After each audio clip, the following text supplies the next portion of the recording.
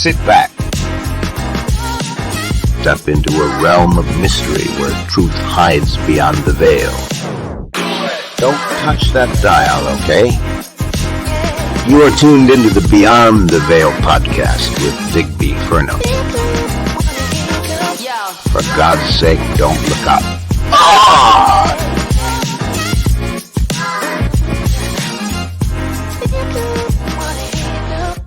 Good evening, everybody, and a very warm welcome to tonight's Beyond the Veil live stream. Joining me tonight, he's not feminine and he's not from the UK, but he's a very good friend of mine, Tom Thompson. How are you doing? Digby, it's a pleasure to be here. I hope Holly's doing well. I woke up to your call this morning, and I was like, sure, I wouldn't miss it for the world. I'm so happy to be here with you today, my friend. Well, mate, I know I can always rely on you, so thank you so much for stepping in at the last minute. So, without further adu, I'm going to bring a few people in, our guests for this evening. Starting off, first of all, we have Chris Sharp, editor-in-chief of the Liberation Times and a UFO expert in the world of UAP in the UK.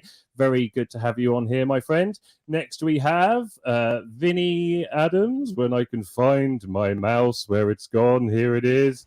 Vinnie Adams is host of the Disclosure Team YouTube channel. Vinnie, welcome. And then also joining us is Davey and Ash, who are hosts of the Mechanism podcast.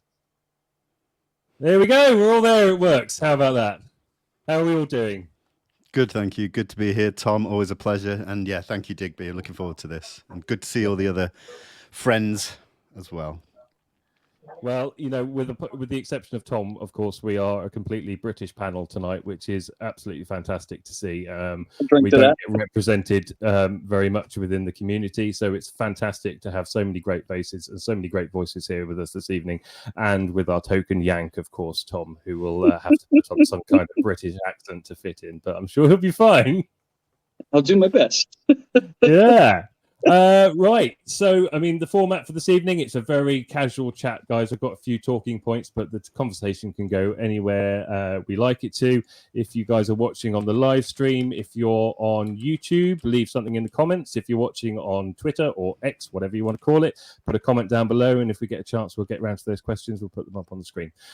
So, first of all, I think what we need to do is start talking about this topic that Ryan Graves brought up this week, which is going around Twitter and everywhere, which is the reference to seeing UFOs dogfighting in the skies. Now, I know Green Street put something up there the other day. Was it Green Street? Or I can't remember. Saying that we're comparing them to Starlink satellites, which just sounds like a load of BS to me. But what's everybody's thoughts on this? What is this a new revelation? Is this something we've heard of before? What do you think about it? What are your thoughts? I mean, personally, I've heard of this before, specifically pilots witnessing these in the past, going back to sort of the 40s and 50s as well. Now that we do have things like Starlink, up in the sky, I think we do have to take it into account that some of these could be genuine misidentifications just due to the elevation above the horizon and things like that. Some of them do seem to fit with the position of Starlink, but that doesn't mean that all of them necessarily have to be that automatically, and we have to take that into account. And there are good people out there who can do really deep analysis on these things, and we have to remember that these pilots are used to being in the sky. They're used to seeing certain things and not other things. So I think it's interesting to take it all into consideration and see how these sightings develop, let's say. I'm sure there's going to be a lot more. So yeah, it's definitely interesting. And it's good that Ryan's putting out more of these pilot accounts. Yeah, absolutely. I couldn't agree more. It's so great to see, and he's a great voice for that. There's lots of people seeing things. I mean, I'm on several groups on Facebook, which is where I'm seeing it more because people in UFO Twitter tend to know what's going on slightly more sometimes. But there's a lot of people confusing Starlink satellites with cigar-shaped UFOs and everything like that. So anybody out there who thinks they're seeing something, just check and have a look and see what Starlink satellites are, because they seem to be popping up everywhere now. So I can get that people would be confusing them. But has anybody else got a theory about this dog fighting? Yeah, I think we've seen this before. we could go back into, I believe it was the 14 or 1500s, and there's those old reports of all these strange objects seemingly engaged in something over Germany.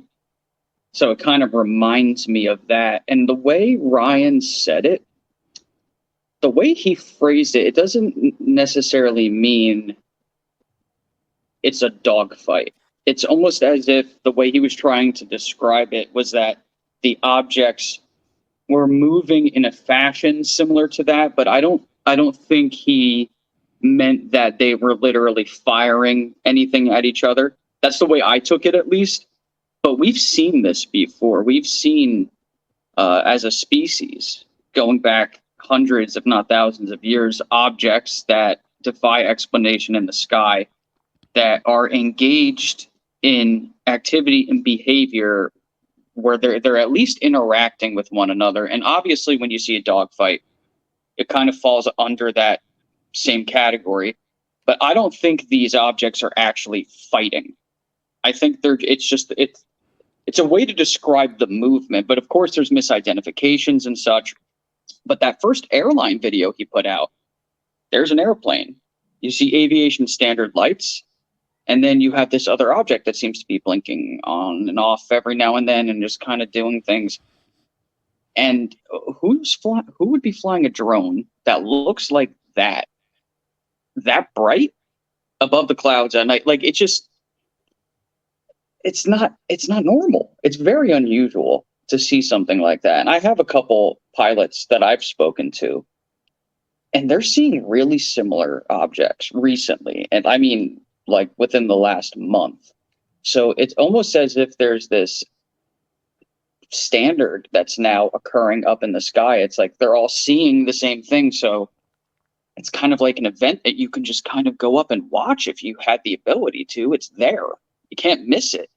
And he shows the radar in the video as well. But this is something that's been with us for a long time, I believe. And now we're just seeing another phase of whatever it happens to be.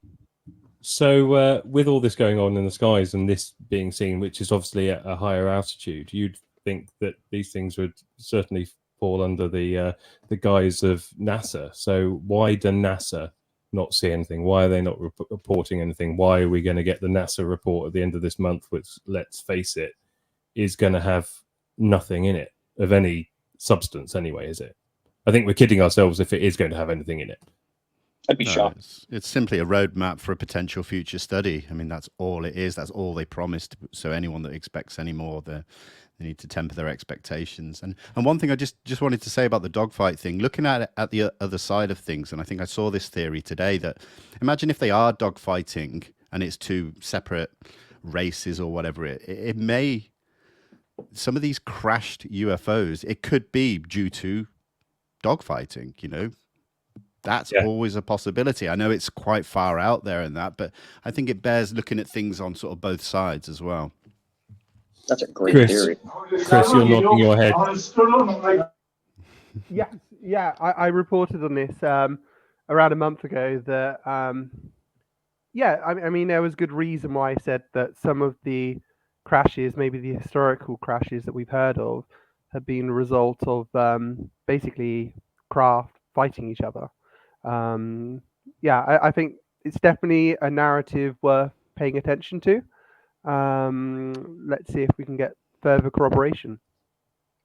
Davey, you were trying to chime in. Have you got a thought on it? Absolutely, yeah. I agree with what Tom said. It's really easy for us to ascribe human thoughts, human behaviours to these things. And so when you hear a fighter pilot who talks about dogfighting and that's what he's trained in, that's what he's going to view it as. If you were to watch two bumblebees flying around each other and dancing, they're communicating with each other. They're not necessarily dogfighting. We have to be really, really careful not to ascribe human intent and human behaviours to something that is, by all intents and purposes, non-human intelligence. Yeah, you're absolutely right. And for those watching, by the way, Davey is joining us from holiday, so he's currently in a pub. If he was in a Weatherspoons, we could have got his card number and we could have sent him some drinks to a table, but it doesn't look like a Spoons to me. So I'm sorry, mate, you're going to have to buy your own drinks this evening. Ash, mate, have you got any thoughts on the subject? Yeah, I think really good points everyone's made so far. I like the one David just made, particularly. I think one of the things I was going to say is, regardless of what the dogfight is or isn't, and what we're actually seeing, I think we just have to commend the good work that Ryan's doing in raising the profile of this and destigmatizing the subject. I think probably a lot of this, as Tom was saying, it's been going on for a long time, and there's probably numerous reports out there that have never seen the light of day and that have never actually been reported. It's never gone up the chain. It's literally just been a pilot witnessing something that's thought, there's no way I can tell anyone what I've just witnessed. So I think if it destigmatizes that and encourages more pilot reporting, that can only be a good thing. So yeah, hopefully we will start to hear more accounts of this going on, and we can start to scratch beneath the surface and try and find out exactly what's going on. I mean, we are just generally hearing so many more accounts nowadays, aren't we? And is that now just the case? Do we think that the stigma has been removed slightly so that people feel that they can? Or do we think that there is an increased activity? Loads of people have been speaking, really. Ross Colthart said on his podcast that there is a timeline here, and that disclosure in the form it's happening is happening because they have a timeline. You know, do the two coincide with each other? Is there a timeline because we are seeing more UFO activity, or what? Does anybody have any thoughts on that? Yeah, I mean, there could be. Sorry, Tom. Just quickly, there could be some correlation as well. But with regards to the pilots, I think the stigma is dropping. I was lucky enough to break the story last year with Christian Van Heijst, the 747 cargo pilot. And ever since then, you know, he's been on very high-profile shows. He's been on with Ryan, in fact, on Merged podcast. But Christian himself has had other pilots coming to him, so many in the past year since we kind of broke his story, that he's actually thinking of, you know, doing something with this. And we're going to start seeing a lot more pilots, not just military. We're going to see a lot more commercial pilots as well. And again, these are people that are very used to seeing things or not seeing things in the sky. And when they're seeing these objects, you know, at 45,000 feet and above, where there just really shouldn't be anything, then, you know, it's going to be very interesting. Which is why I like the way that Ryan Graves has actually gone about this. You know, the name of his company isn't anything sensationalist. It's nothing about UFOs, UAPs. It's Americans for Safe Aerospace, which just makes it, I think, so much more approachable and sounds so much more serious to an awful lot of people that would perhaps otherwise approach the subject with a bit of stigma to it. There's no question about that. It feels like multiple things are happening right now. It feels like there's definitely a destigmatization that's happening. It's taking its time. There's little bumps in the road, and it's not a smooth slope. Like it goes down and then it goes up, it goes down. It's like a roller coaster, right? But then I go and I look at the data, because I really like data. I find it very interesting to look at, and to dig through, and to kind of see what you can pull out of it. And there's definitely an increase in sightings. And now we have to take into consideration that after this incident that happened over here in the United States with the Chinese balloon, they made adjustments to their apertures. So now they're looking for objects that they wouldn't be looking for normally. And now they're starting to see things that they weren't seeing before. So there's that. But then there's also this whole timeline bit. And we've heard it from multiple people. John Ramirez was real specific about it. Stephen Greer has said things. I mean, there's just people from both sides of the fence all over the place, the whole UFO neighborhood. And the one thing I find interesting with all of that, and I was on the phone last night with that UFO chick. She's from out your way, obviously, if you guys know her. She's a lovely person. We had a great conversation last night. And I said to her, I'm like, you know, when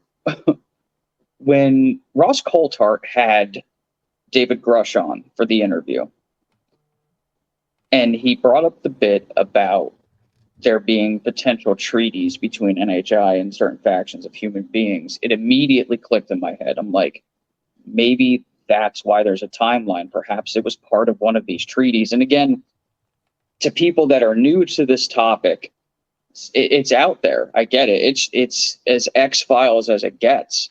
But this is a man that has spoken under oath and has reason to believe that those types of things exist.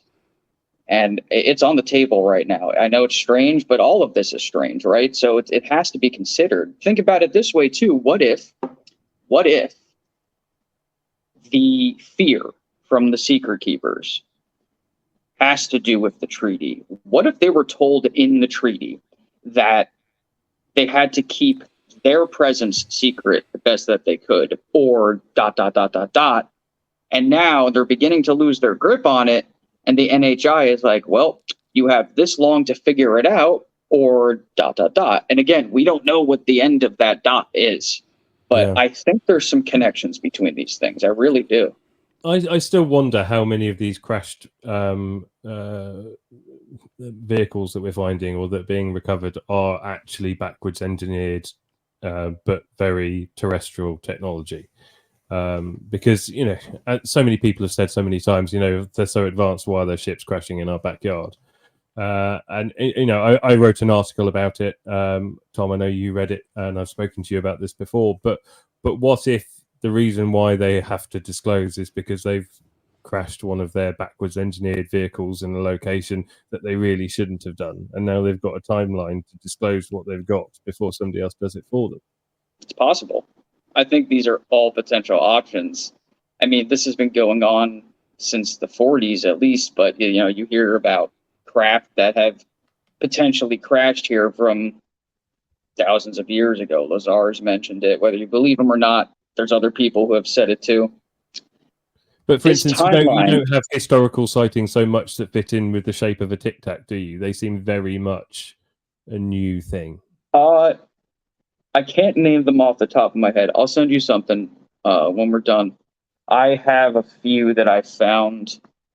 The oldest one that I could find of a Tic Tac, at least something close to a Tic Tac, I believe was like 1906. I know I found a few, but again, they didn't call it a Tic Tac. It was actually more of like rounded cylinder. You know, they use different verbiage for it, but Tic Tacs are not new. They're just popularized now, I guess. Yeah, you Chris, have some cases from the 50s with these flying butane tanks. They're definitely some of the most known ones. Yeah, there was a famous case from Italy as well. I think it was in the late 70s, and that was actually photographed as well by the pilot involved. Very, very good case, actually. The pilot actually sneaked the photo out against the wishes of the base commanders. So, yeah, fantastic photo. Just changing the subject quickly, just while it pops into my head, while we're here and the majority of us are British, I'm guessing that most of you managed to see the appalling interview that was conducted on Talk TV with Jeremy Corbell. What's everybody's thoughts on that? I mean, I know Talk TV in the end backed down and sort of did a rebuttal almost, came back, invited Jeremy Corbell back on. But from a British perspective, from a British person's point of view, I found it quite embarrassing when you've got America, granted it's only News Nation that's really giving it serious coverage, but when somebody finally picks it up in the UK and they're playing X-Files music and telling people to put on their tinfoil hats, what's everybody's opinion on that?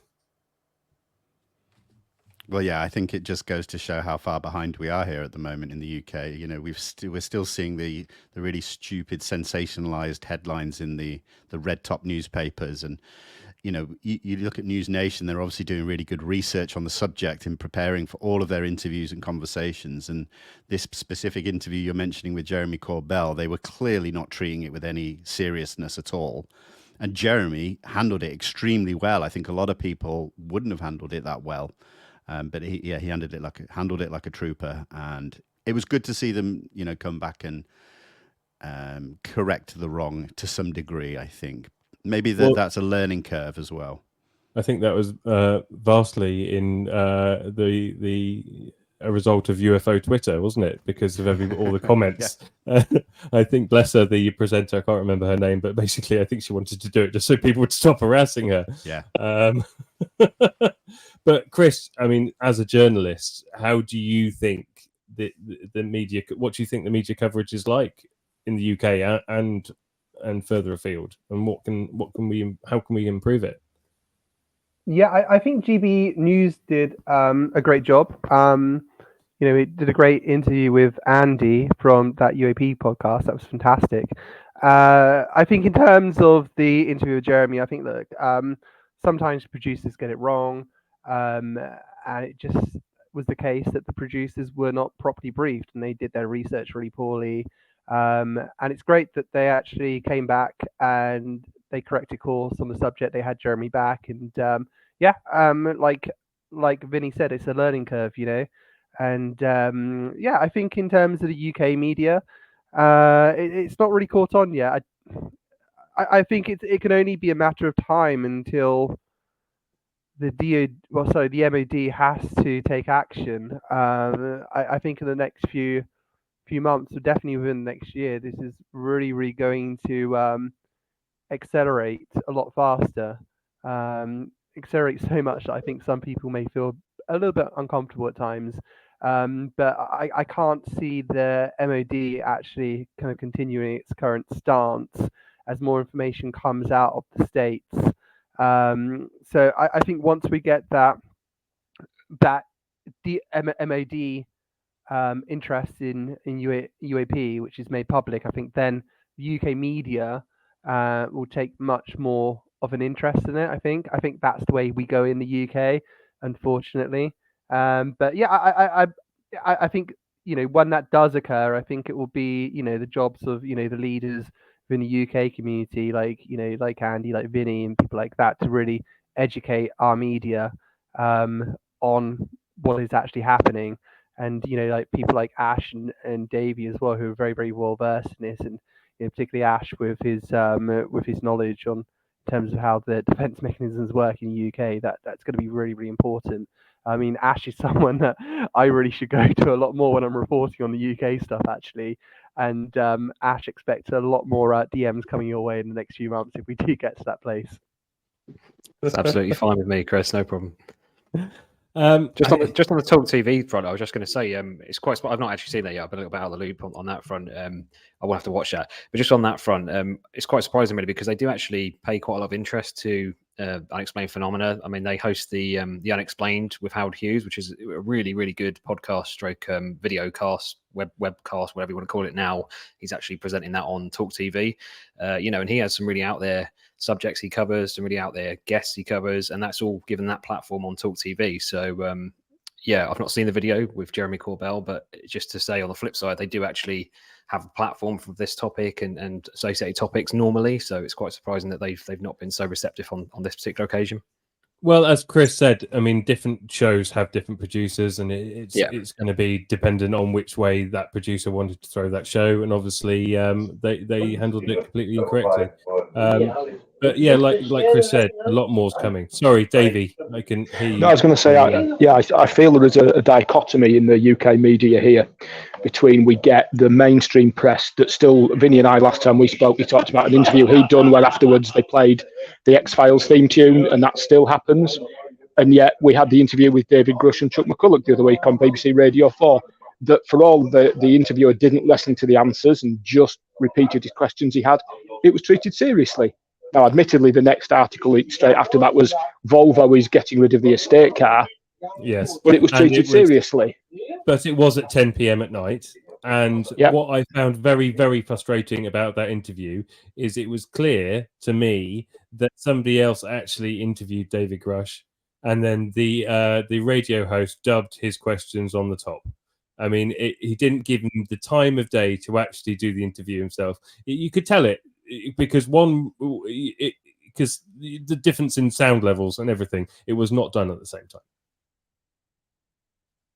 And he didn't even allow the questions to lead in the directions that they should have done. He didn't pick up on anything. It was, and it was, yes, it was on the BBC, right? But it wasn't good enough. He deserves more respect than that. Yeah.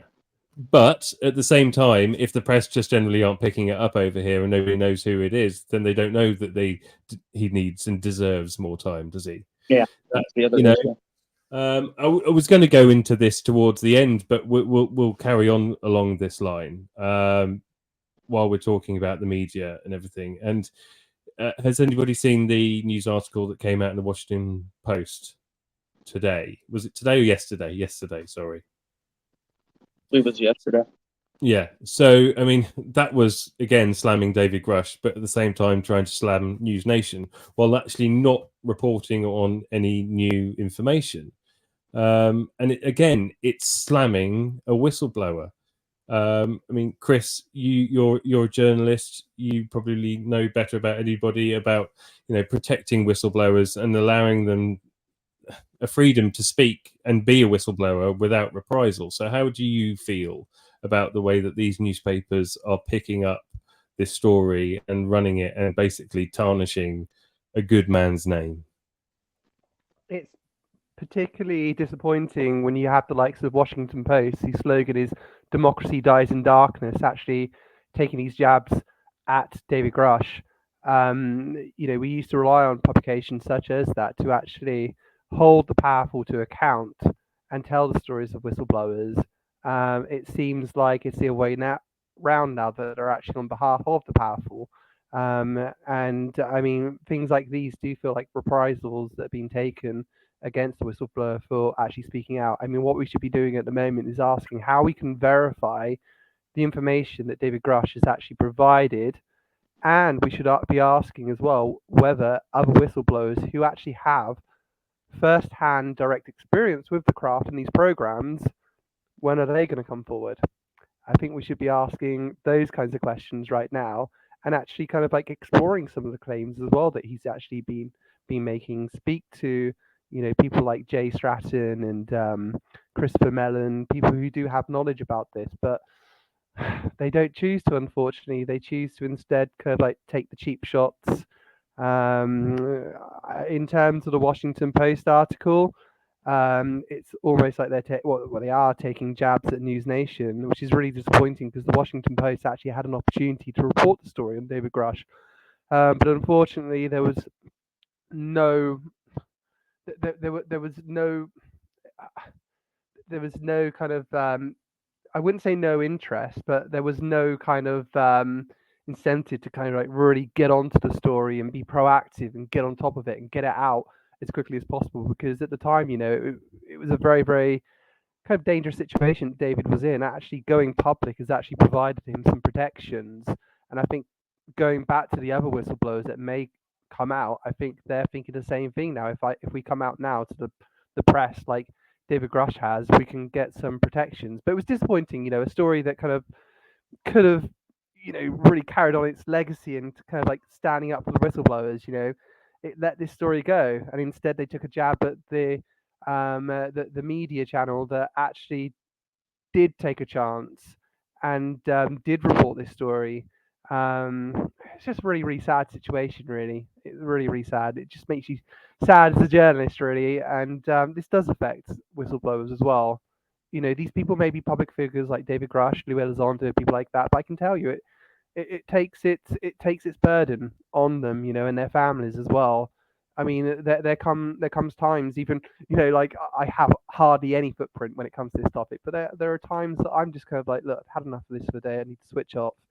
You have to take care of your own mental health, and unfortunately, it takes its toll psychologically on you. I think that's the really difficult thing here as well. It is that we are talking about somebody's mental health, right? We're talking about a veteran who served his country and then came out of the army and then started serving in the Department of Defense and on these secret access programs. So he served his country again then. And now he's come out as a whistleblower to do what he feels is right for his country. The man's a hero, and the man's gone through an awful lot of stuff. And because of that, he's gone through stages of his life where he's had mental health issues. I know I've gone through stages of my life where I have had dark times and suffered from a form of mental health issue myself. And I'm sure that there are many people watching or on this roundtable right now who can say the same thing, right? What we do not need is the newspapers picking up a story portraying somebody in a bad light because of past mental health issues, which is also only going to encourage new mental health issues.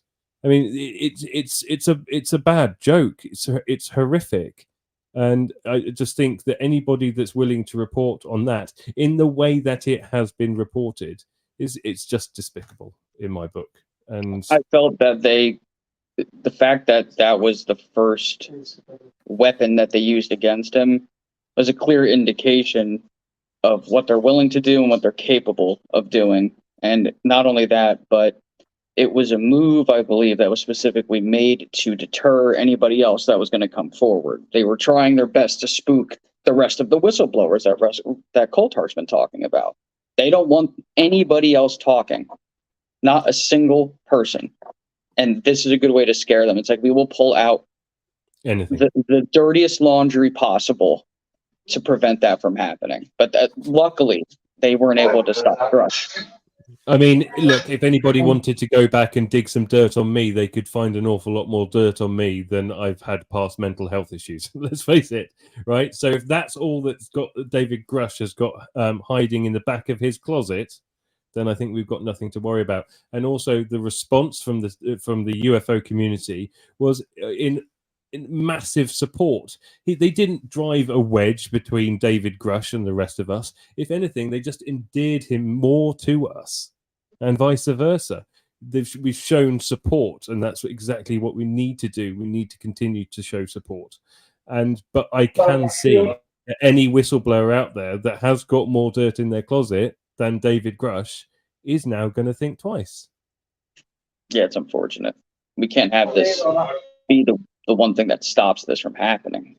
We have to set up a situation where these people can come forward. It's like, well, what happened to these whistleblower laws?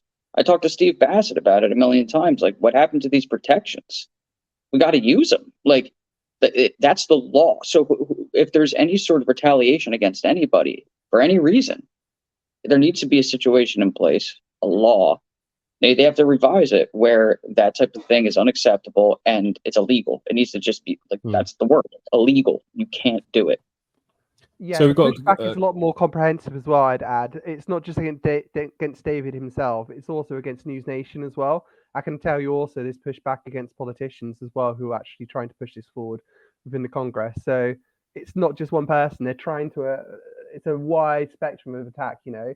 They don't want other media reporting on this. So if they start attacking News Nation and other publications perhaps reporting on this as well, they'll stigmatize this topic in the media. So if you're another media organization wanting to report on this topic, you'll think twice because you don't want an embarrassing story coming at you.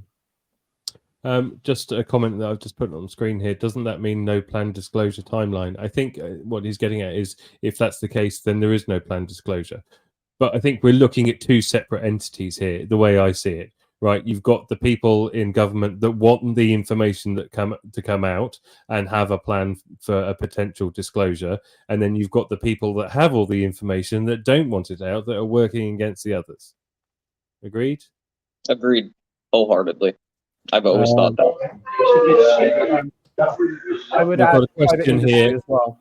We've got a question here for you, Chris. How do you see the future of ethics in journalism in the context of this subject? That's from Carolina. Thank you, Carolina. I think it's, as I said, it's very, very disappointing when you see Ken Klippenstein of The Intercept and Washington Post taking jabs at both News Nation and David Grush.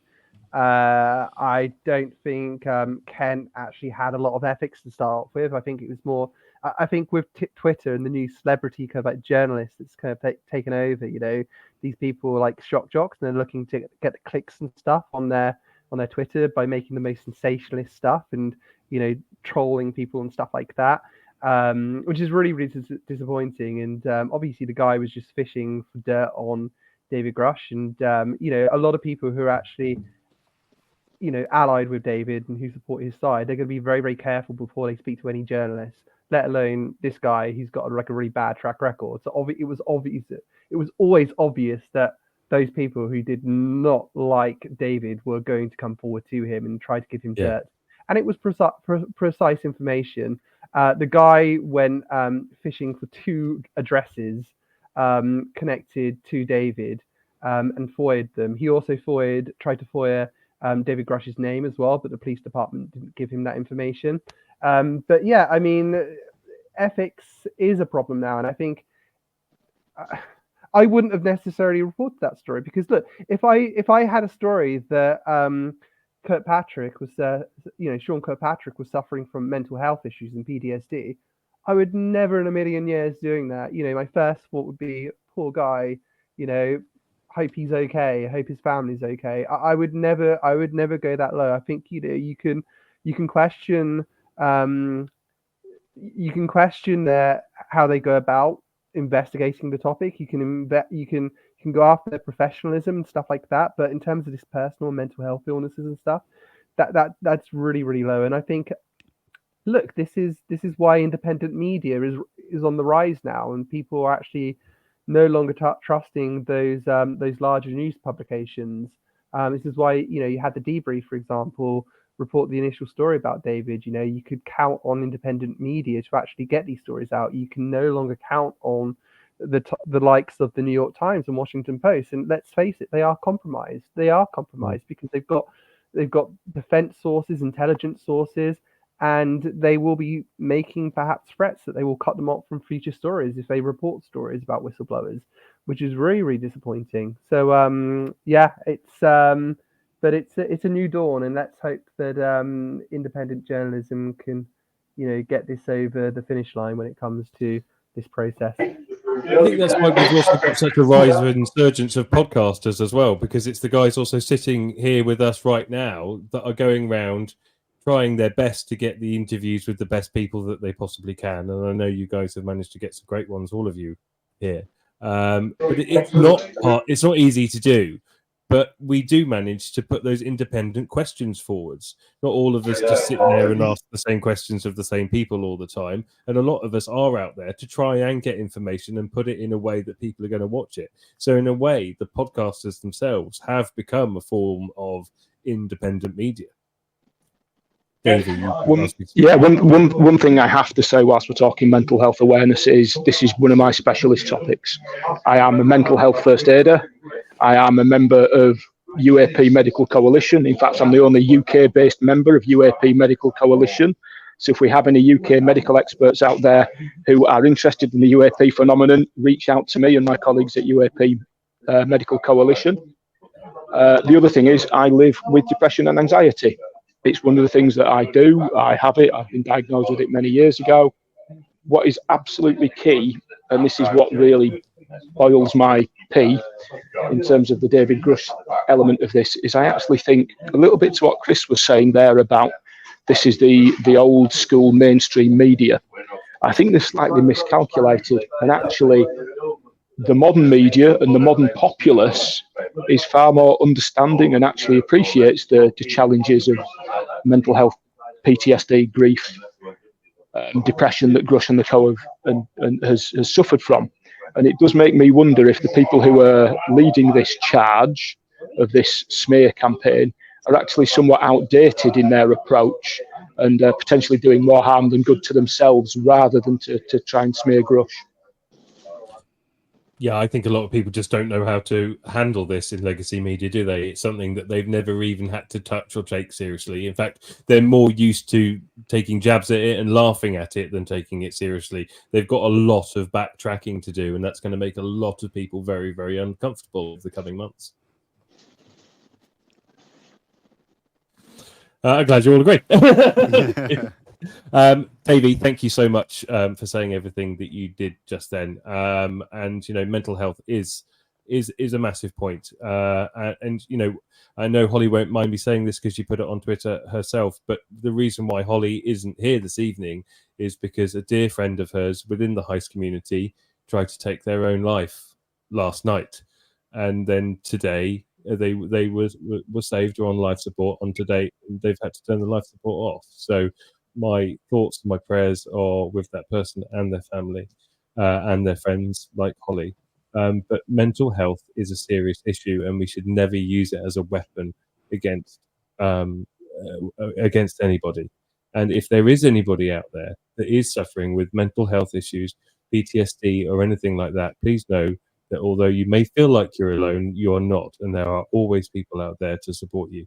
There's always helplines. So I'm just going to take that moment just to spare a thought and just say, God bless. And if you need help, people are there.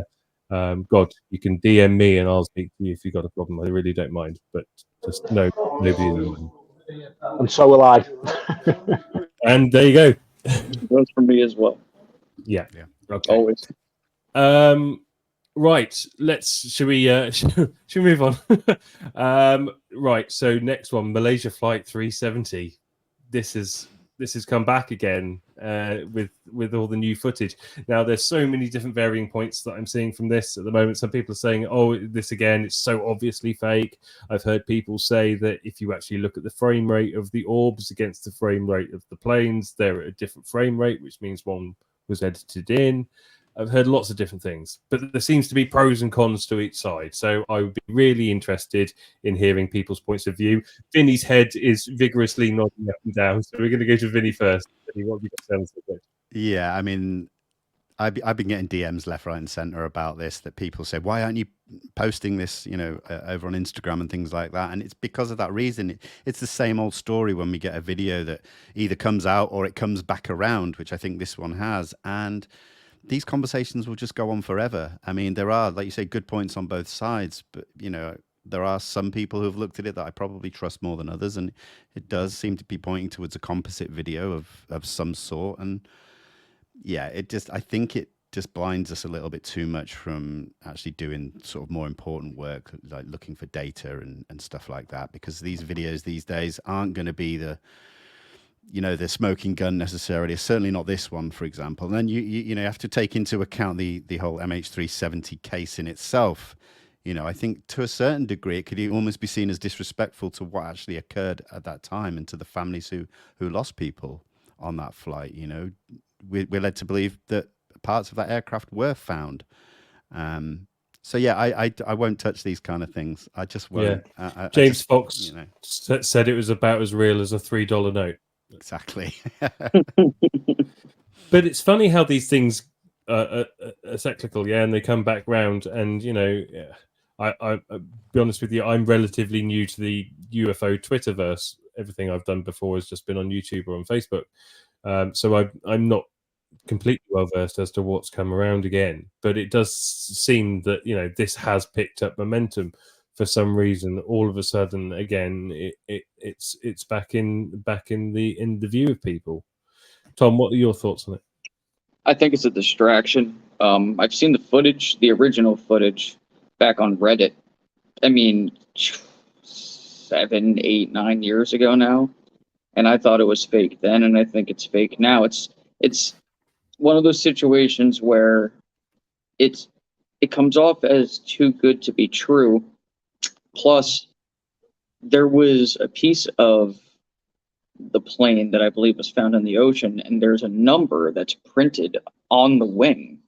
Whatever section it was, I think it was part of the wing, and it matches the flight. Do I think that there was something nefarious that occurred with this? I actually do.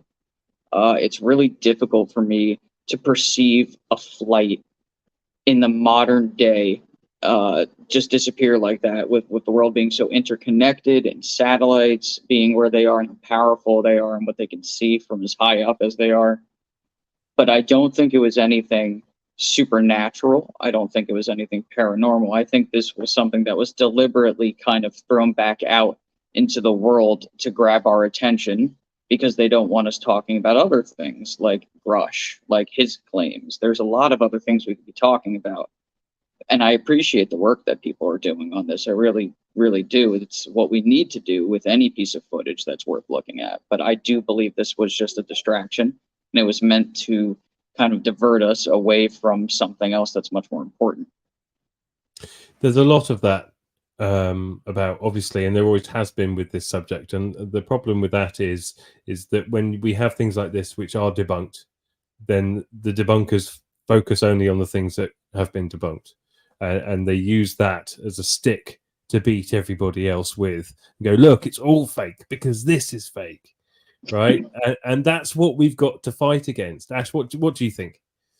I think with any of these things, we need to do our due diligence. For me, the key issue here is touched upon what Vinnie was saying. There's no provenance to this video. There's no provenance to this. We don't know where it's come from. Obviously, you can find the clip on the Wayback Machine back in 2014 with a few clips. So we know it goes back to at least that date. And I think there was YouTube user regicide a non that it's been tracked back to, but post there, we don't know where it's come from. So that's always going to be an issue for me. It could be the best looking, realist looking clip ever, but if there's no provenance and we can't trace that chain of custody of where it's come from, like we can with the clips that have been released with the TikTok videos and through the DoD, because we know the chain of custody for those, so we know they're more credible. They've got provenance. We don't have that here. So straight away, that's a big red flag for me. There's so many irregularities as well in the video clip itself. There's data irregularities. People claiming that it's part of some NRO satellite, when actually the satellite was launched after the plane disappeared. So there's no way it could have been that. Like, you know, there's all this kind of stuff. As Tom mentioned, it's just a massive distraction.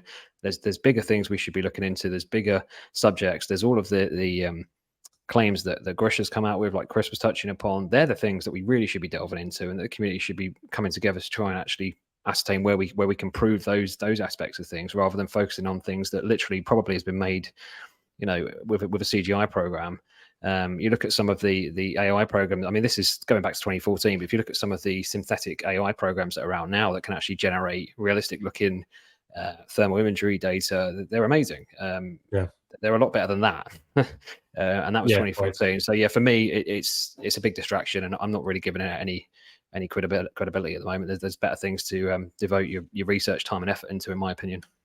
As James Fox said on his Twitter the other day, sorry, I'm not commenting on anything that's going on at the moment. I'm just focused on David Grush. And I think that's the point here, isn't it?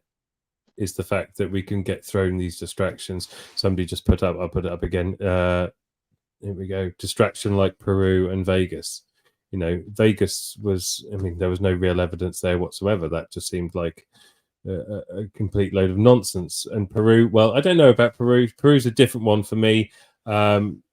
You know, there's something funny going on down there. We spoke about this on the Roundtable last week, whether it's anything extraterrestrial or whether it's a nefarious group trying to move people out of their homes and using this as an excuse, scare tactics to move them on, so that they can mine the area. I think the Peru thing, personally, I think is a slightly different thing. I would very much like to go over there and figure it out and get to the bottom of it, because I think that actually, that if anybody actually dug into this Peru thing, I think one way or another, there's actually a very, very interesting story there. I don't think it may be what we think it is, but either way, I to Tom last week, you know, it's something that I'd be interested in doing myself. If the funds were available, I'd get on a flight and go down there and do it. But I think that's a slightly different one for me. But disinformation is out there. And Tom, can I ask you to repeat what you said on the Roundtable last week about disinformation, proxy disinformants? Because I actually think that was a really good point, and I think it should be made again. Yeah, sure. So when you look at, I mean, there's a host of individuals. I won't name any because that's not me.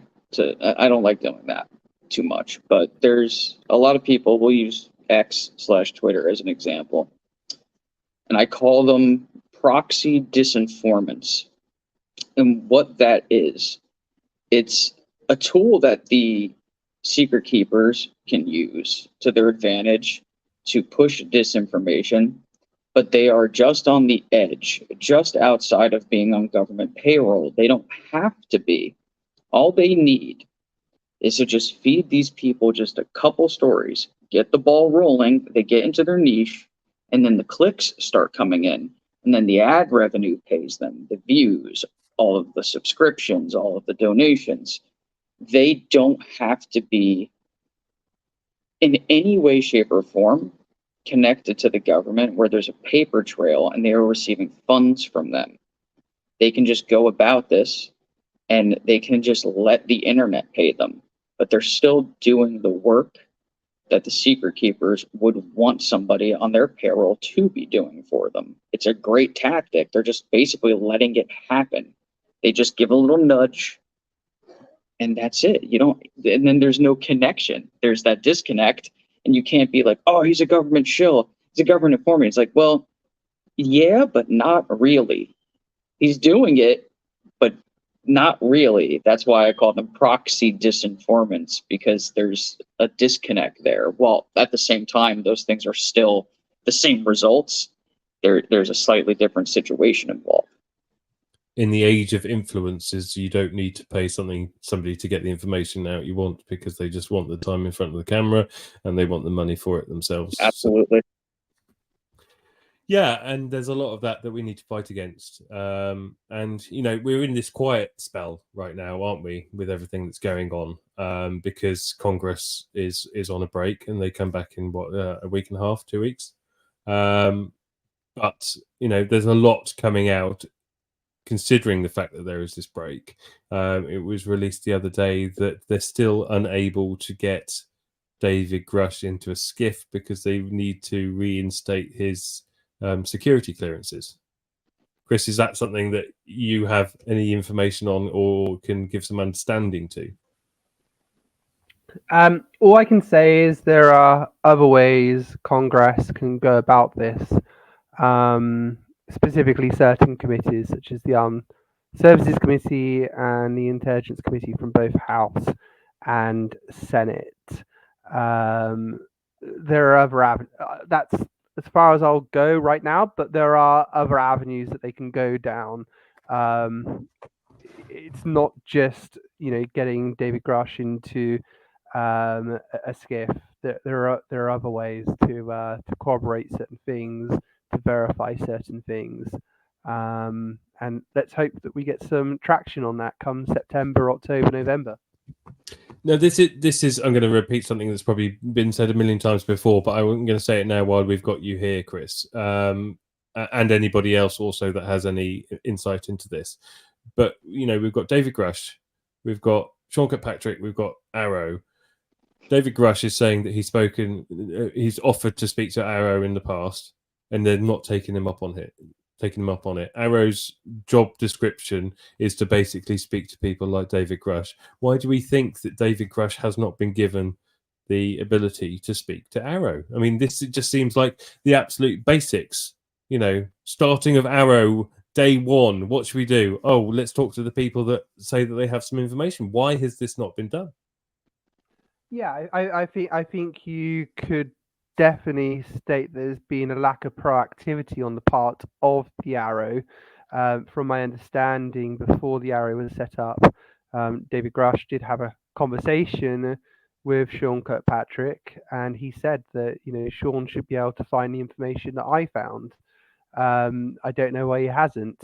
And from my understanding, we had no effort so far from the Arrow to actually get in touch with David Grush, although saying that, I'm not really sure if David Grush or any other whistleblower would actually speak to Kirkpatrick at this point, because there exists a lack of trust, both with Sean Kirkpatrick and the Office of the Undersecretary of Defence for Intelligence and Security. So that's where a lot of the problems lay, and I really can't see a way forward in actually whistleblower. You know, even if the Arrow was to publish its phone number and email address tomorrow, I really do wonder at this point how many whistleblowers would really come forward to Sean Kirkpatrick. And I would also add as well that you know, a lot of people within Congress, particularly senators, powerful senators, have a lot of very, very good resources to go and actually investigate this stuff, more than most people think as well. So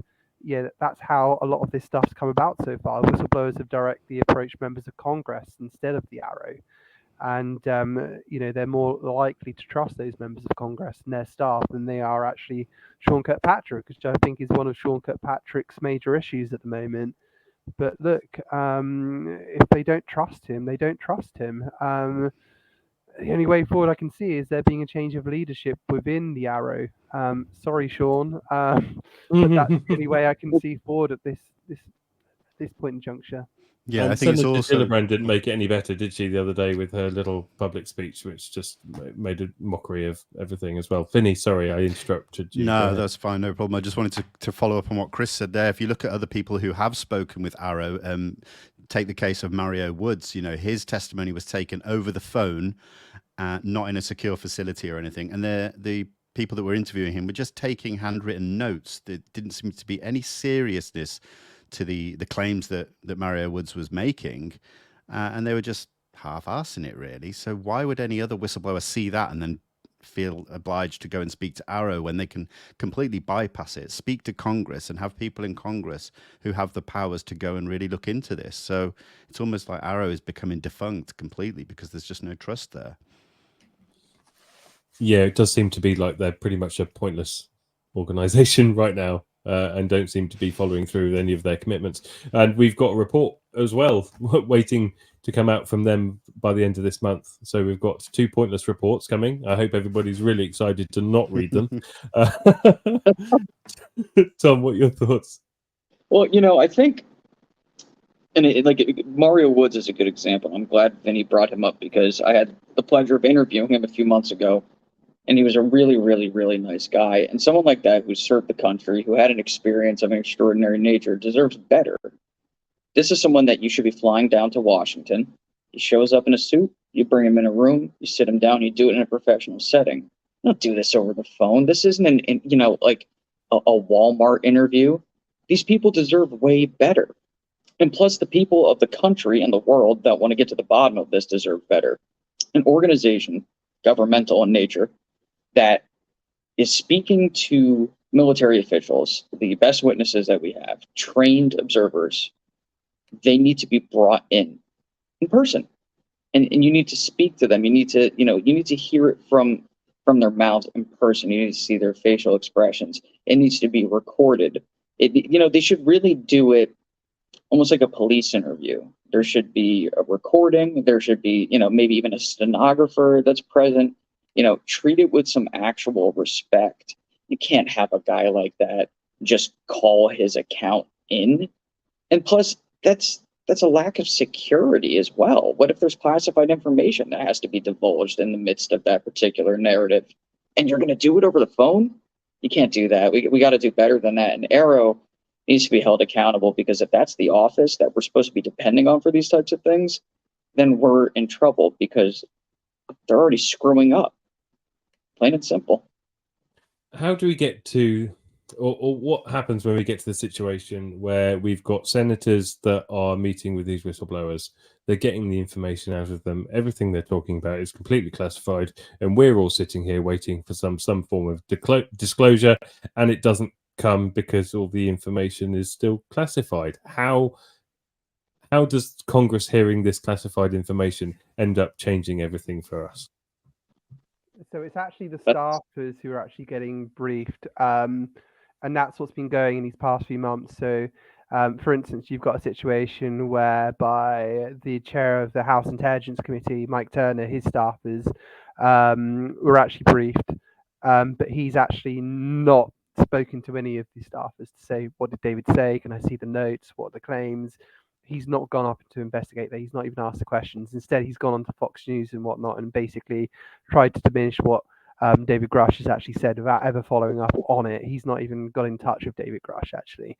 So you've got that situation at the moment. In terms of how you get this declassified, well, this is what the legislation's all about at the moment, which is on the table, proposed for the National Defence Authorization Act, which would be a review board with 9 people sitting on it, with presidential powers to actually declassify information when it comes to UAP. So I think that's partially how you go about doing that. And look, if you did know that for a fact there was non-human intelligence, I'd have to look at the legalities, but I'm thinking you could at least confirm it, that there exist these things, without going into specifics, without breaching any secrecy clauses you've actually made. But of course, I mean, obviously, it probably wouldn't be that straightforward. But I think there is a way forward to actually get this information out, specifically with the new legislation on the table as well. And look, Congress has now chained itself to the pledge of transparency when it comes to the UAP topic. So I think the public are now looking to hold them accountable when it comes to that. Do we all think that this is a time of change? Everybody sitting at this table, virtual table, has been interested in this subject for a very long time. That's why we're all here, right? And we've seen things come and go. We've seen fads and phases. But do we all agree that there is something different about this time, and that we feel that this is going to be the point of no return? The genie is out of the bottle, the toothpaste is out of the tube, and it's not coming back? Yes. Yeah. Cold-heartedly, yes. I'm going to quote somebody else who commented earlier who said, cold-heartedly, yes. I thought that was a lovely turn of phrase. Chris We'll was have that one. talking earlier, and I put that up on the screen, and everybody was Cold-heartedly, chuckling. yes. And Chris was incredibly seriously. And that came up, and that chuckled me. So I'm glad we can actually laugh about that now. Yeah, that was Clubfoot. Thank you very much. You gave us all a big giggle there. Cold-heartedly. It feels different, though, doesn't it? Right? Compare any other point in your life. I mean, we're all kind of roughly around the same age, right? So think of any other time where it felt anything like this. This is an everyday thing now. There's leaks, there's reports from pilots, there's new organizations popping up, there's new laws being made around it. I mean, welcome to disclosure. It's a process. It's not a one-day thing. It's not what some people want, where the president comes out and makes an announcement. Maybe we'll get there eventually, but that's not where we're at yet. But this is the disclosure process. It is happening, and there are factions that are fighting against one another. In the midst of this, you have the people that want to tell everybody and the people who don't. It is really just that simple. Do you know what's really funny is that we are so wrapped up in talking about disclosure and the process that we actually forget what's actually behind it and what it means. And I think we need to stop and think that we're talking about the existence of non-human intelligence, and we give it a name like that so that it seems a bit more normal and a bit more palatable, and we don't call them UFOs anymore because that means aliens. We call them UAP. But let's be realistic here about what we're talking about. We're talking about the fact that we're not alone in the universe, right? Whether that means that there are beings from other dimensions or whatever, or other solar systems, galaxies, whatever. But let's not forget what that means, because I think we sometimes can become a bit detached from the subject that we're actually sitting here talking about. The six of us sitting here talking about in an open forum, which we wouldn't have been able to do 20 years ago because the technology wouldn't have been there. So that alone is amazing. But we're talking about not being alone in the universe, and that's a serious subject. Disclosure is a package that we're waiting to be delivered to us. But after that package has been delivered and opened by the general populace of our wonderful, beautiful planet, our planet will never be the same ever again. And this is one of the reasons why disclosure hasn't happened, because there's a lot of horrible people in this world that have an awful lot of power, and they want to keep that power. But day one after disclosure, the power that these people have over us is severely diminished, because we're talking about free energy. We're talking about all the technology that comes with people having, or beings that have the ability to do what they do. And that means that we take the power. The people can take the power back. I've spoken about this before. And, the people that have the power because they've taken it from us. When we need to realize that we actually gifted them that power. They're elected into these positions. And things have got a bit skew-if recently. And then you go, well, why are so many people looking up the skies and trying to find if there's something else out there? It's because a lot of people are sick and tired of the way that things are here, right now. And I just think that day one after disclosure, everything on the face of this planet starts to change. And I hope it starts to change for the better. I mean, I'm a firm believer, and think you can tell that my narrative on the subject is a very positive one. I don't believe in boogeymen in the skies that are coming here to destroy us. I don't. I think that if you're going to make it out of your own solar system, then inherently, I think my belief is that you have to be on a higher evolutionary plane than we are at the moment, and not busy fighting amongst themselves or wanting to go out there and start fights elsewhere. Anyway, that's my thought. I always say something similar, whether there is some something nefarious behind the phenomena. I think we should always give human beings, raise ourselves up. We're a resilient race. We've come through a lot in our thousands of years. I think we would come through this. We need this change. if things just carry on the way they are, then there'll be no growth, and there's more likely to be complete destruction. So yeah, I look at it in a positive way too. That we'll get through it and we'll change for the better. I think a lot of people go, yeah, but we're children. We're fighting in our own backyard. We're warmongers. We're all this. We always beat ourselves with a stick. And if you actually stop and think about it, we don't need to be beaten with a stick, right? We don't start wars, right? We don't start racism, right? If two kids met each other and they didn't know of racism, they wouldn't be racist towards each other. We're taught racism. We're taught to hate other nations. Where does this all come from? It comes from our governments.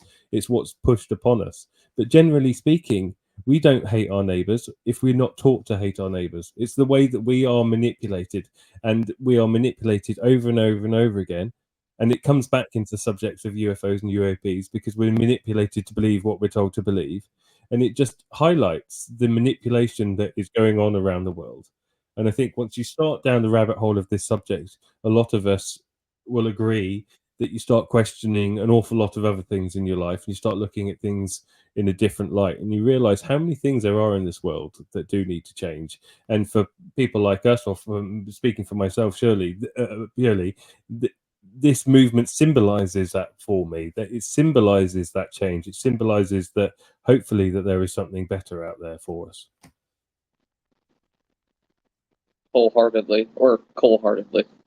Cold-heartedly. That's going to be the new thing. So after That's tonight, the new thing. hashtag cold-heartedly. I'm going to take a video clip of everything you just said, and like I'm going to keep it in my phone because I couldn't have said that better myself. This represents a lot of other questions that we have too. If we find out that there's intelligent life in the universe that's capable of what we think they are, it then moves us into a different paradigm of what we're now going to be asking. Because like I always say, there's a holy trinity of questions that human beings want answered. There's three big ones. Are we alone in the universe? Is there a God? Is there life after death?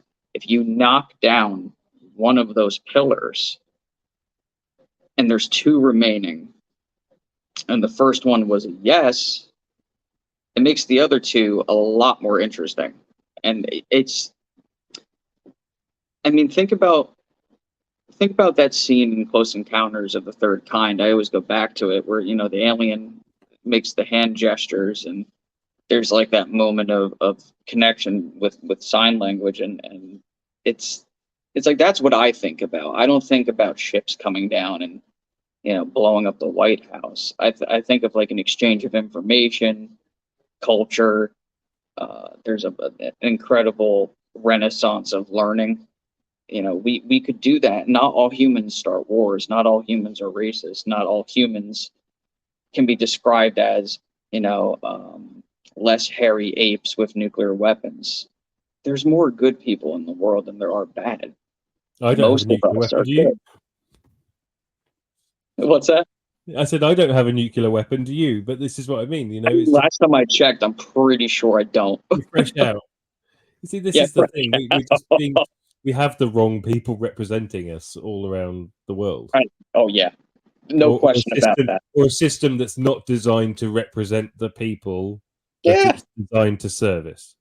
They're not our best. They're not the best people to have be our liaisons between us and whatever's out there. We are better off having, you know, like artists and musicians. Honestly, if I have to be really honest, I think the people that really understand like what's beautiful in life are the ones that should be talking to the non-human intelligence. Yeah, I think you're right. How do we change that though? Because I mean, particularly in the UK, politics has become so toxic. You know, if you are someone that aspires to do good and change things and make meaningful change, what incentive is there to actually get into politics? I think that's one of the big issues we particularly face in the UK, and I'm sure it's similar in the US. Oh, well, it's terrible. At one point here in the UK, we had to look and see what day it was of the week to realise what prime minister we had that day. So, I mean, my daughter's like 14 months old, and I think in that space she's seen 3 prime ministers and 2 monarchs. So, I mean, it's the world we're living in. Politics aren't everything, though. I try to keep myself distant from it. I'm aware of it, but I try not to judge people by who they voted for, because it just doesn't tell the whole story about that person. I never did do it that way, and I never plan to. I mean, I would note that in terms of this, it's not so much secrets in the hands of politicians. It's actually the bureaucracy, the bureaucrats, the unelected officials. And this is where what it comes down to. You don't really have, from a philosophical perspective, a true functioning democracy unless you have democratic oversights, which is why these alleged illegal programs are so problematic. You don't have oversight of it, democratic oversight, that they are hidden or obscured by Gang of Eight members, basically, who are supposed to be privy to, the top of the top secret ones. So that's part of the issue. And now, in America, you've got a bipartisan kind of like push to get more information into this. Actually, this is something where I think the politicians, or many of them, not all of them, are doing quite a good job when it comes down to this. But going back to kind of like, is this a good thing or a bad thing? We're going to confirm non-human intelligence and whatnot. I would say I think it might be more complex than that, because you look at the Earth and you look at nature, you look at politics, you look at foreign relations. It's so complex. It's so difficult to kind of like get your head around everything that is out there in terms of this planet.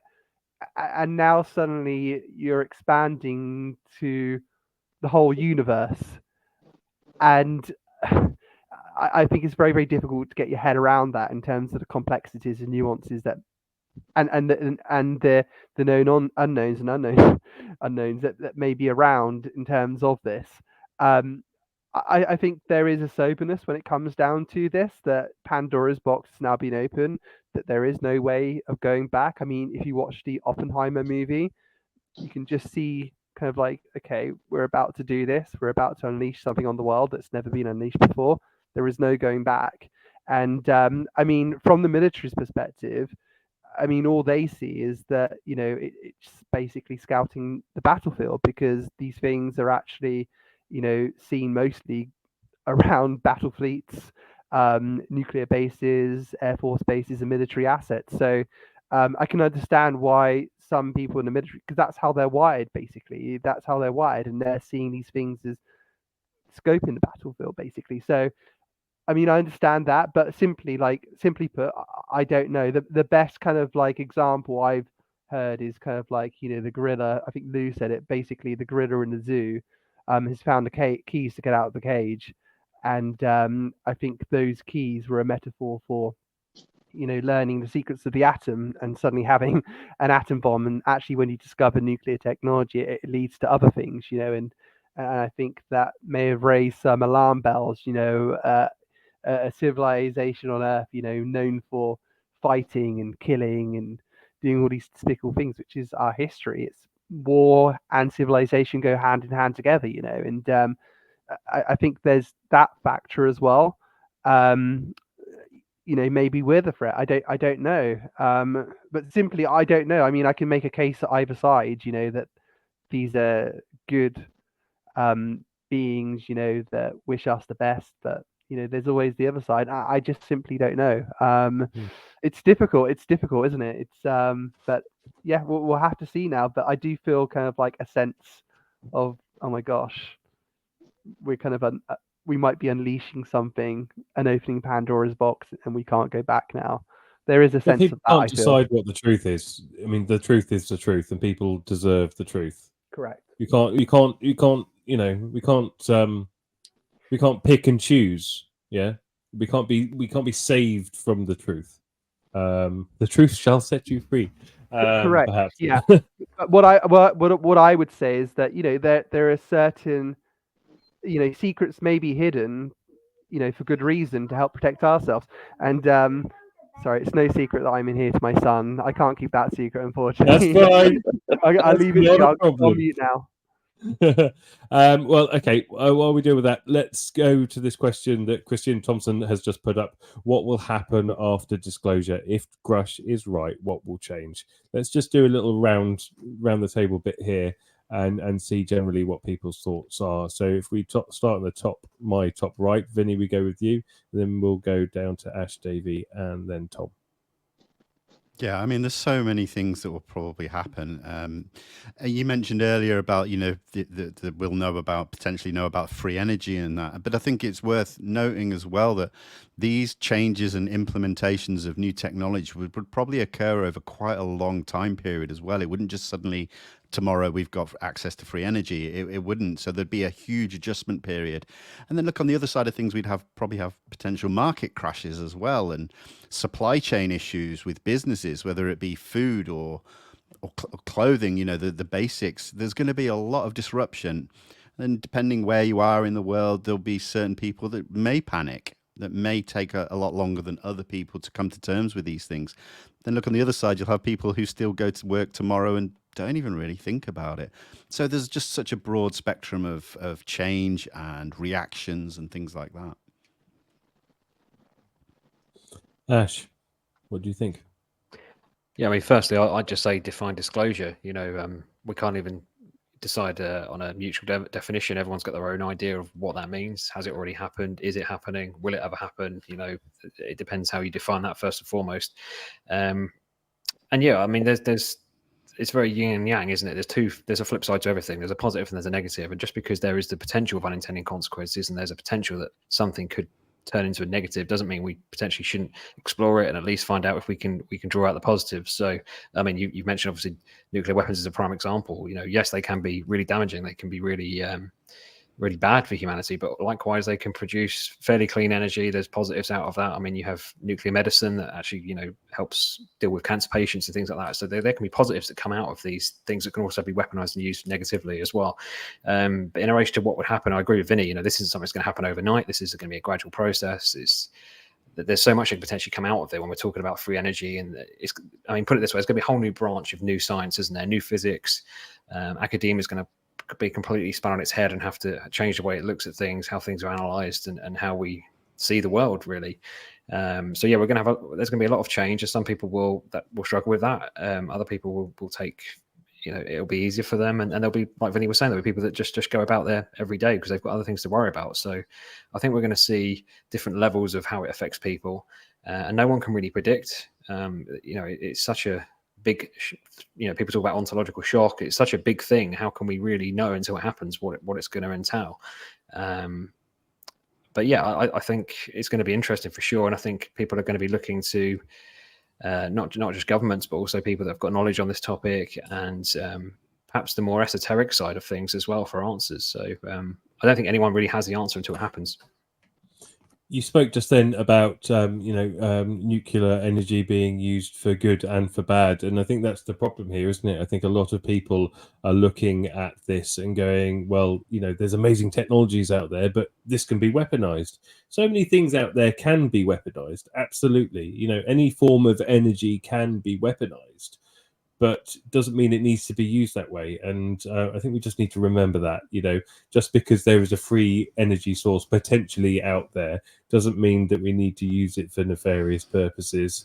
Why does it always need to come back to weaponizing something? I think we need to wake up and just move beyond that, don't we? I mean, generally as a species, it's just, I just find it really frustrating. Otherwise, you can't come up with any decent new clean free energy source without somebody going, yeah, but it could be used to kill someone.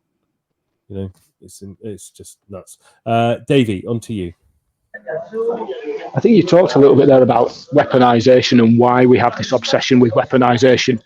And for me, that is a function of our evolutionary history. So we talked then about not everybody's bad, not everybody's evil, not everybody wants to blow the world up. We don't all have access to a nuclear bomb, but yet we elect these same power-hungry people into positions of power. And that comes, to my mind, from an evolutionary function, survival of the fittest. And I think what we really need, and what I hope this will bring to us, is a better understanding of where we sit in that hierarchy, and I don't think it is a hierarchy. I think we're looking at almost a flat level, because when we talk about NHIs, we're not just talking about non-human intelligences that sit evolutionarily above us, but also below us and parallel to us.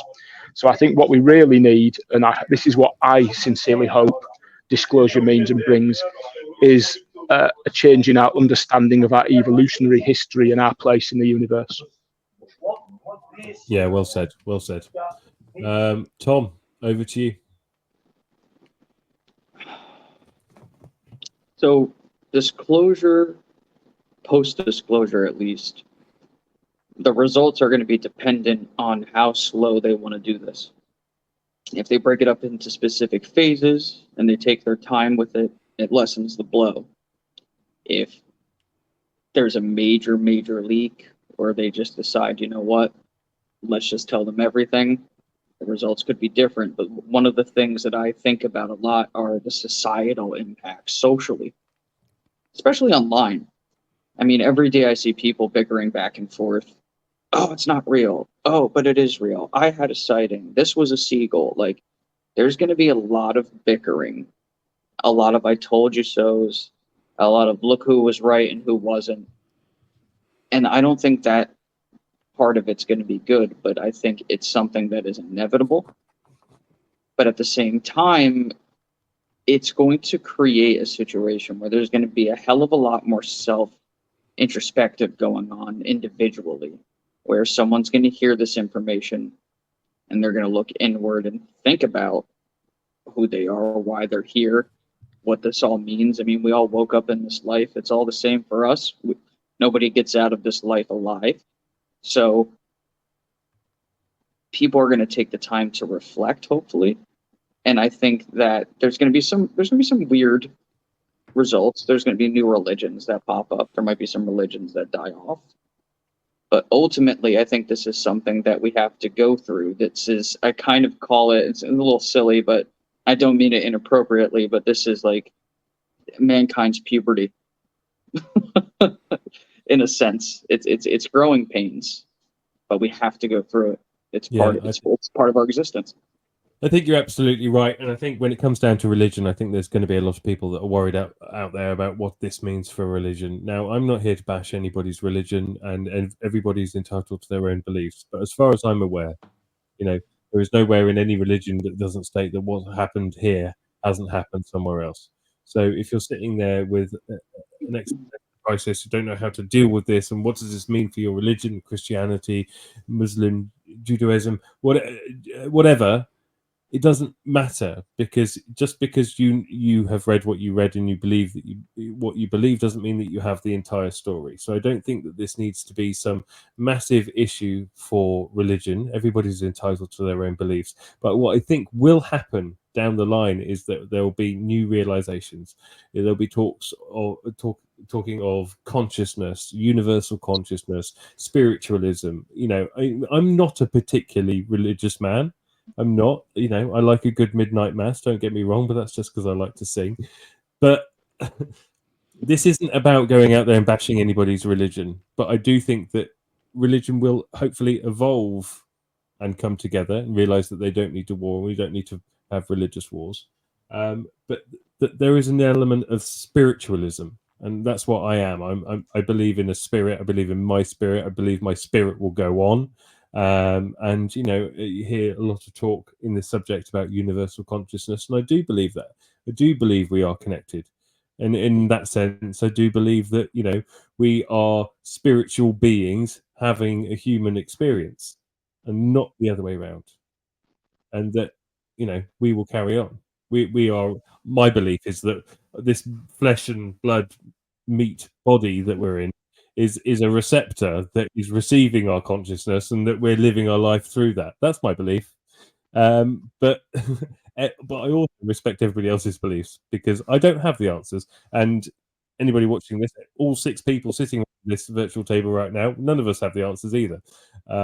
But what's really nice is actually having the opportunity to be able to sit down and listen to other people's points of views, other people's beliefs, and not crucifying them for them. And those are the conversations that we need in the world, and not the ones that are being held behind closed doors in the name of us. I Well was just said. going to. I think that's really well said. I was just going to say there as well. I think a lot of religions are actually probably more compatible with the idea of non-human intelligences than we give them credit for. I think, you know, a lot of, particularly you look at ancient texts and some of the religious texts, you know, they're talking about this kind of stuff that could be interpreted as NHI anyway. So I think we might see the opposite, and we might actually see religions coming on board and being more receptive to it than perhaps the general secular members of the public. The Indian text, the Maharata, Mahabharata. Yeah, clearly none of us are Indian. Clearly I none of do. us are Indian. There we go. I'm a yoga teacher, so yeah, the Mahabharata Namaste. and the Vedas. Namaste. Yeah, Yeah, like the Rig Veda. and that's all over it. The Anunnaki. You look at ancient Egyptian hieroglyphs and everything. I mean, our history completely reeks of NHI, and it's amazing that it's taken this long for us to start putting the pieces together and realizing, hang on a second, there's pyramids all over the world and they were built at the same time, yet they had no way of communicating or getting there. It's a coincidence. I mean, archaeology has got a long way to go to catch up with what's going on now, and there's going to be an awful lot of questions that are asked for them. And then I think that's the other thing that we're going to realize is how much of our past has been hidden from us. Oh, where do we start? A lot. Yeah. There's a lot. This is the thing. I mean, really, we have what, the last 2,000 years, maybe a bit more in history. I mean, and most of it is assuming that we know what we know, but you know, we haven't even scratched the surface of understanding where we came from. So if we can't even understand where we came from, how the hell do we know what direction we're going to go in? Because you need to understand the past before you can look at the future. Nailed it. That's perfect. That says it all. Like, we have to go back and really know ourselves to be able to move forward and correct things. We can't just keep on the same path. Look at everything around you right now. Like, the world is in such a crazy place right now. What's the one thing that would ultimately fix all of it? If we worked on ourselves. It's not always about, well, we need to reduce our carbon emissions. It's like, no, you know what we need to do? We need to reduce the hate. That's what we should start with, is the things that we do to ourselves and to each other. You're absolutely right. And Davey, great comment that you just put there. We are all one consciousness experiencing I love that quote. itself subjectively. Bill Hicks, yes. Yeah, great comment. Yeah. We started really on track, and then we went on a really spiritual journey on the end there. Has anybody, I'm going to leave this open to any of you guys. If any of you guys want to bring up a subject, absolutely go for it. And also in this time, any of the people that are watching online, if anybody wants to throw up a last few questions, we'll do that. Otherwise, we'll start wrapping things up. We've been getting a lot of questions in the chat, so I'm curious if you have any. Digby, I know you're in control of this right now. Yeah, Are there let's have any a that look. caught your eye? Let's just start whacking a few up. There's a lot of religious groups, podcasts, and channels out there that are getting on board in a good way from what I can see online. Yeah, absolutely. There's a lot of new shows popping up. That religions will crash, but I don't think that they will. Yeah, no.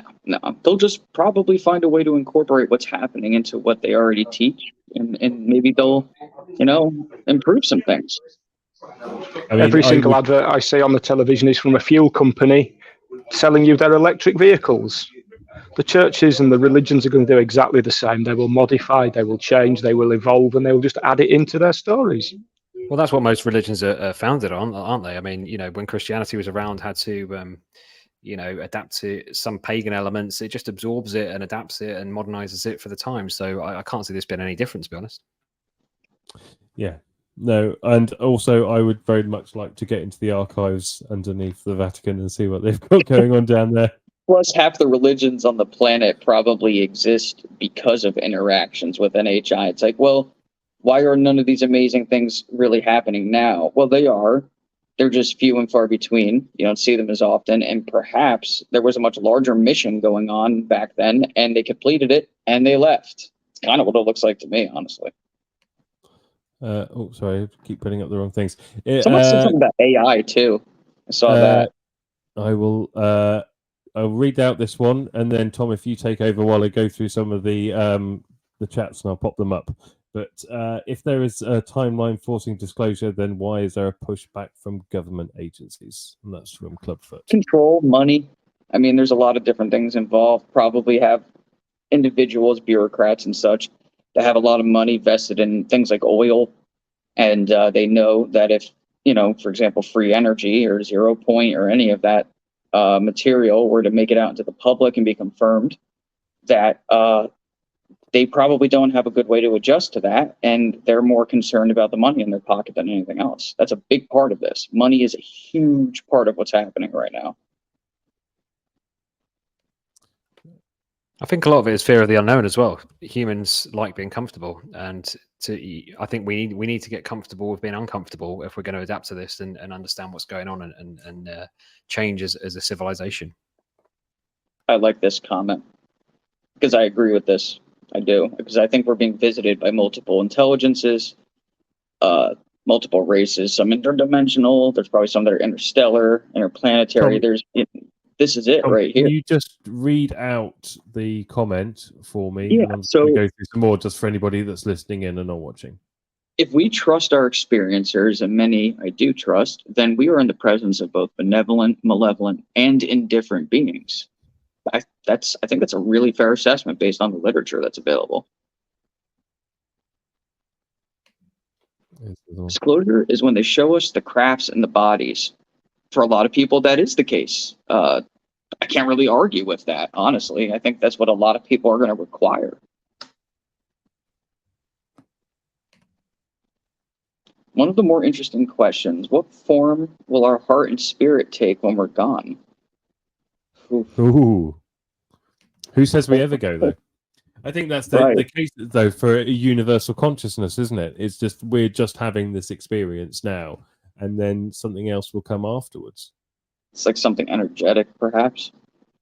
And if you don't, you won't remember it because you don't remember not being here. Because before we were here, technically, if we go along the normal standard timeline, as you're born, and then you live, and then you die. So before we were born, we were dead. I don't remember being dead. So who knows? Or if you believe in past lives, there's a lot of good evidence out there for reincarnation. There's some sort of, I believe what it would be is a biological mechanism that not only prevents you from remembering all of that because it would be an overload, but it's also the same mechanism that filters consciousness from some consciousness field, and it makes your life here biologically easier, because if you saw more of the spectrum, what John Keel called super spectrum, it would be just an overload for our particular type of being. And it sounds pretty creative when you think about it. I think it's actually one of the stronger pieces of evidence for creative design. DJ in the comments here this evening is absolutely on fire. I always say the phenomenon need not be this or that, rather it could be this and that. Nice comment. Yeah, I like that. Sounds like a Kindle quote. Yes. From like Carl Jung. Has anybody here got anything they want to add or a subject they want to bring up? Are we all good? Right. I'm just happy to be here with all of you. And I'm honored to find myself having this conversation with all of you right now. It's actually kind of surreal. Mate, I completely second that. I mean, it was a little over a month ago that I moved myself over to Twitter and joined myself up with people like you guys, especially you, Tom, and having the honor to speak with you, Chris. And now I've told you guys privately. I haven't told any of the audience yet, but there's a very good chance I get an interview, or hopefully Tom will join me for it next week, where we'll get the honour of having a conversation with James Fox while he's over here in the UK. So join us next week with James Fox, hopefully. James, if you're listening, if you could just let me know which time of day works best for you. We'll get it all. But James is an incredibly busy man, and I know many of you people watching this right now will have watched many of his documentaries, and he does some absolutely fantastic work. So it's been an honor for me to speak to all of you guys tonight, and it will be an honor for me to host James Fox next week. So Thank you. bless you all. Thank you for taking the time to speak to me and being part of the show. We'll say good night to everybody on the live stream. We'll end this broadcast now, and I'll say a quick thank you to you all after we've ended the show. So until next time, and until next week, to everybody that's watching, God bless, have a good evening, and we'll see you all soon.